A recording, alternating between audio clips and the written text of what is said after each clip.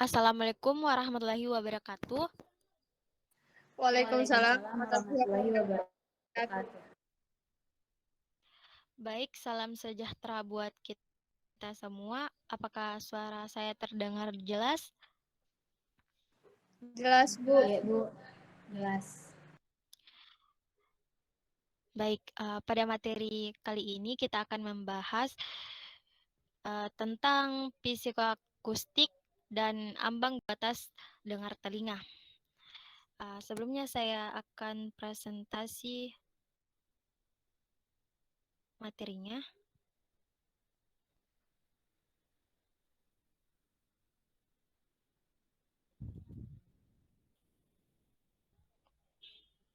Apakah sudah tampil? Belum, Bu.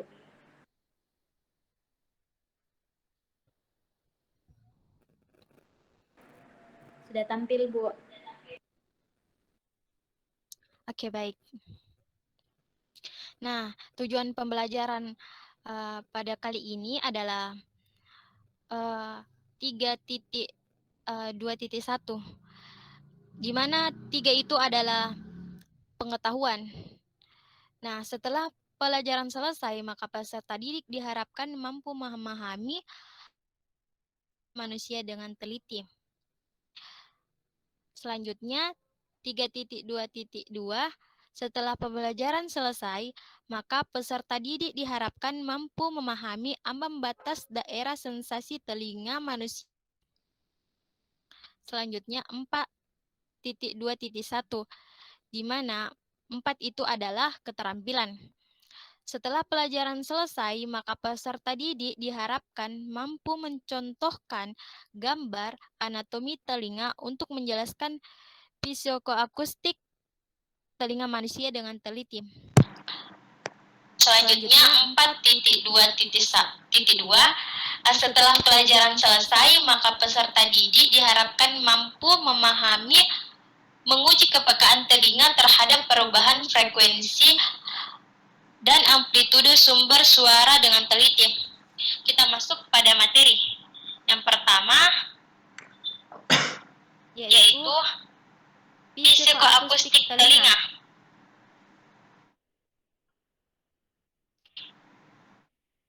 Nah, anatomi dan fungsi telinga manusia dapat kita lihat pada gambar. Pada gambar tersebut ada 3 jenis dalam telinga, yaitu telinga luar, telinga tengah, dan telinga dalam. Nah, telinga luar berfungsi untuk menangkap suara yang kemudian dilalui ke telinga tengah dan diakhiri oleh telinga dalam, yang sesungguhnya sebagai organ pendengaran. Selanjutnya, bagaimana cara kita mendengar? Gelombang suara yang masuk ke dalam telinga kita akan dibawa ke saluran pendengaran hingga ke gendang telinga. Getaran dari gendang telinga ditransmisikan ke osilus telinga tengah.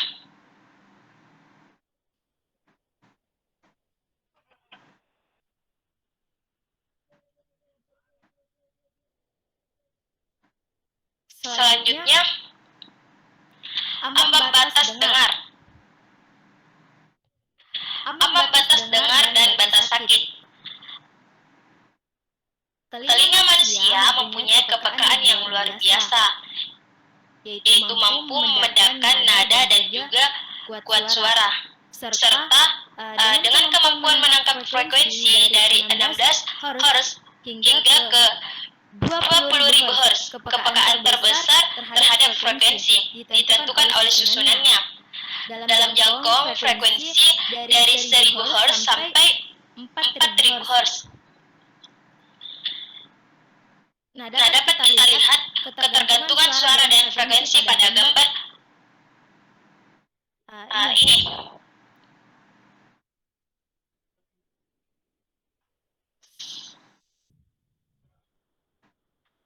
Selanjutnya, kuat suara. Tekanan suara yang bisa didengar antara ambang dengar dan batas sakit memiliki 1 berbanding 1 juta. dan ini sangat lebar. Dalam prakteknya, perbandingan ini tidaklah linear, maka digunakanlah satuan dB. Dalam audio atau akustik digunakan dB SPL, Sound Pressure Level, sebagai pendengar dengan tekanan suara. Berikut ini adalah rumus mengukur level suara dB. Manusia tidak merasakan tekanan suara sebagaimana yang dijelaskan di hukum Weber dan Fenner. Tetapi secara fisika bisa diukur. Yang juga harus diperhatikan, sensitivitas kuat suara telinga manusia sangat bergantung dengan frekuensi suara. Selanjutnya, pengaturan kuat suara sesuai dengan pendengaran. Kuat suara dalam mendengarkan konser, pembicaraan, dan sebagainya dalam hal atau dalam ruangan bebas berkisar 70 font. Kita dengarkan sebuah konser atau pembicaraan dalam kamar melalui radio atau penguat. Kak dulu.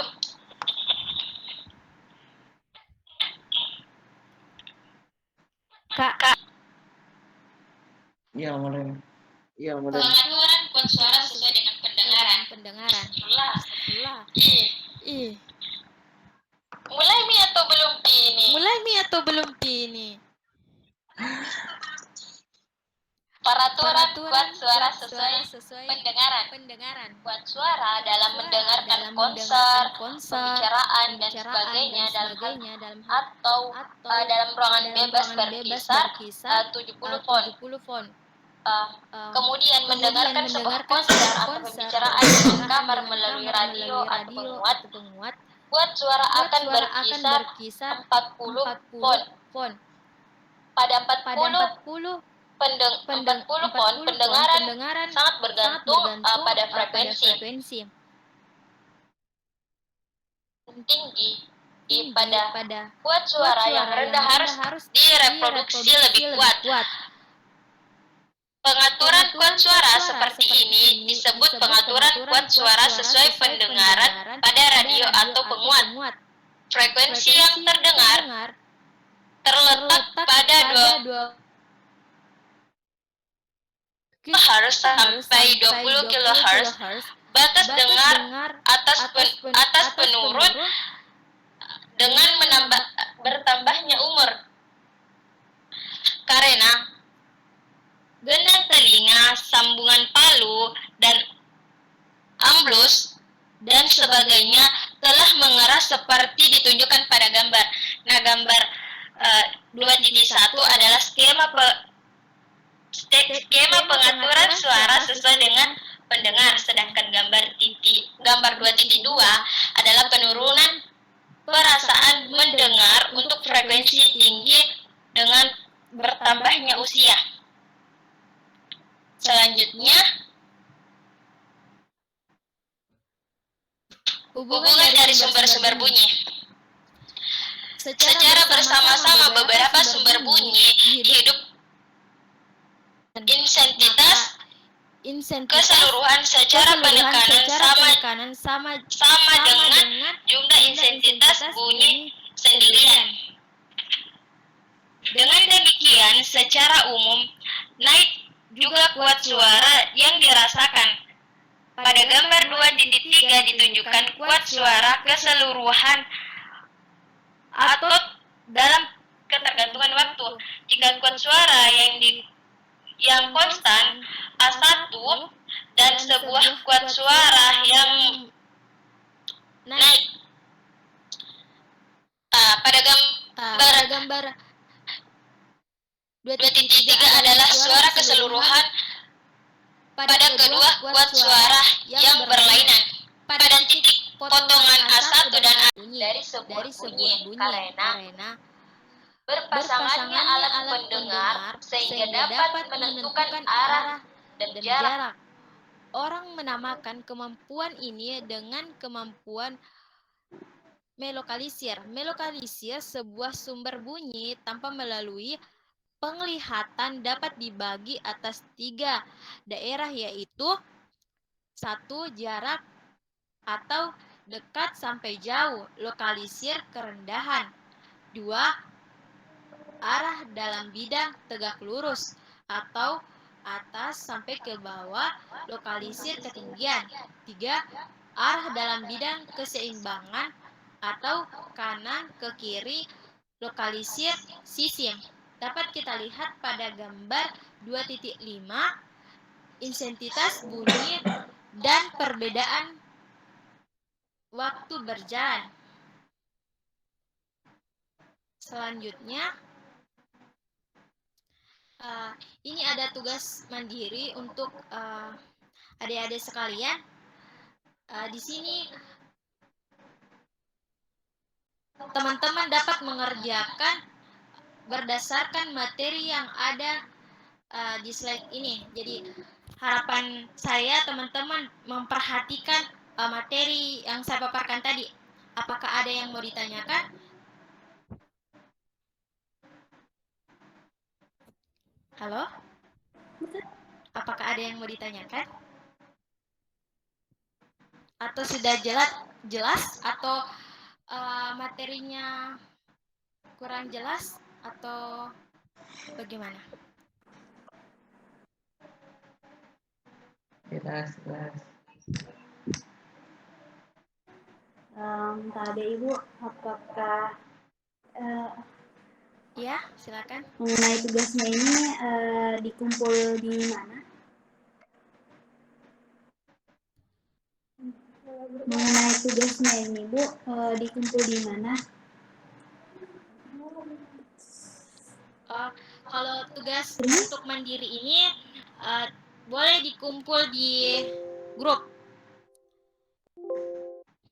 Jadi teman-teman harus mengumpulnya tepat waktu ya. Dan tidak boleh sama. Dilarang untuk copy paste.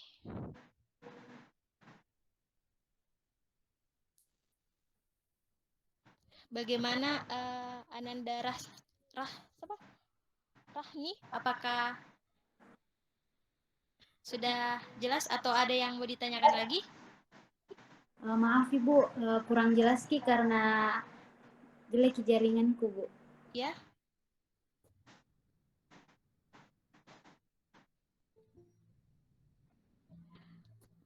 Apakah bisa diulang? Ini Bu, mengenai tugasnya itu dikumpul di mana? Baik, untuk tugasnya itu bisa dikumpul di grup dan dilarang untuk copy paste. Harus pemikiran adik-adik sekalian.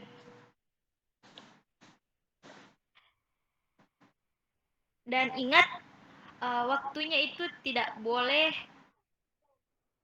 terlambat. Harus tepat waktu dalam mengumpulkan tugas. Karena kalau terlambat maka dianggap tidak lulus atau tidak mengerjakan tugas. Apakah sudah jelas?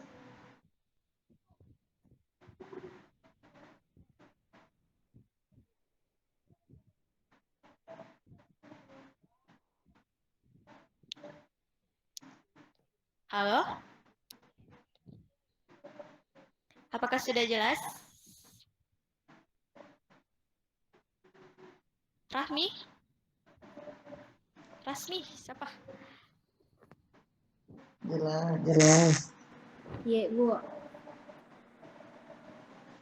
Apa ada lagi yang mau ditanyakan?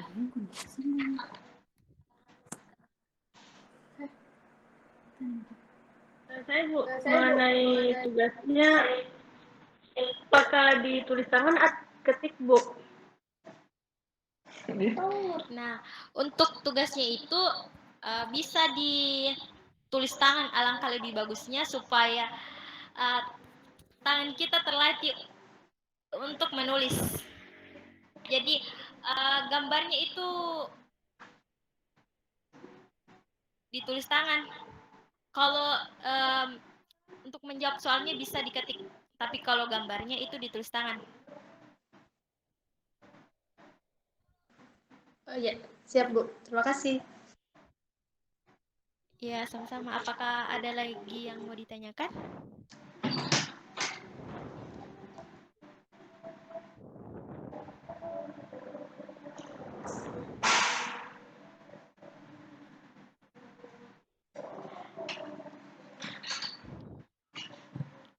Sudah tidak ada. Kalau begitu, Nah, Ibu. karena waktu juga sudah ya.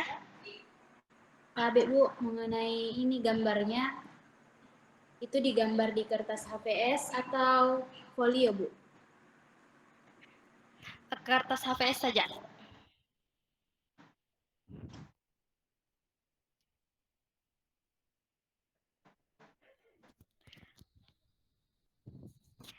Apa ada lagi yang mau ditanyakan tentang tugas mandiri kita? Saya rasa sudah.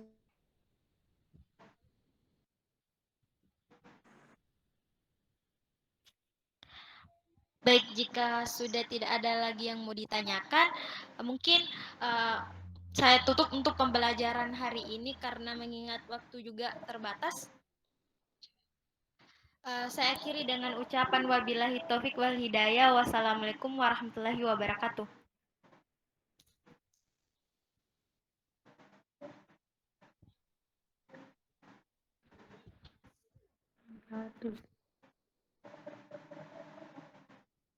Makasih banyak, Nade. Terima kasih banyak.